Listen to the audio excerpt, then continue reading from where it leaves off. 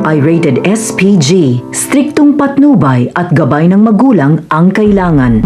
Isang mapagpalang araw kapamilya. Talagang wala nang makakapigil sa kasalang David at Catherine dahil kahit labag ito sa gustuhan ng dalaga ay wala nga siyang magagawa pa.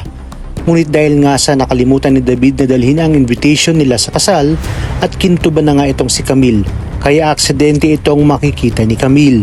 Kaya naman agad niyang pupuntahan ang simbahan kung saan nakalagay nga sa invitation upang pigilan nga itong si David sa kasalang mangyayari.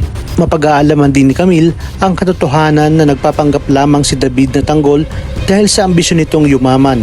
Kaya naman nang makita ni David si Camille ay nagawa pa nitong suntukin at sampalin at hindi man lang inisip ang batang dinadala ni Camille.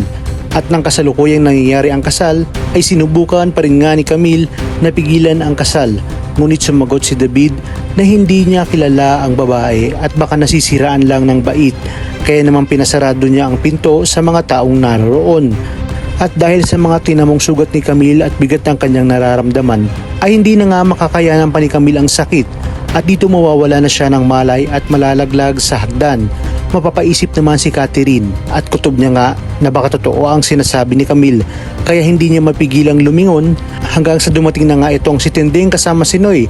At kahit hindi sila pinayagan ni Senyora Bettina na pumunta sa simbahan ay wala na ngang nagawa si Bettina dahil ipinasundo ni Senyor Facundo si Manang Tinding dahil na rin sa pakiusap ni Catherine.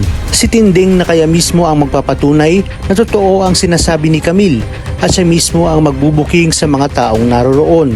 O darating pa kaya sa punto na makakaligtas pa itong si Camille at sa oras na malaman ito ni David ay siya mismo ang kikitil sa buhay nito dahil batid niya nga na alam lahat ni Camille ang kanyang mga sekreto at yun ang kinatatakutan at ayaw na mangyari ni David.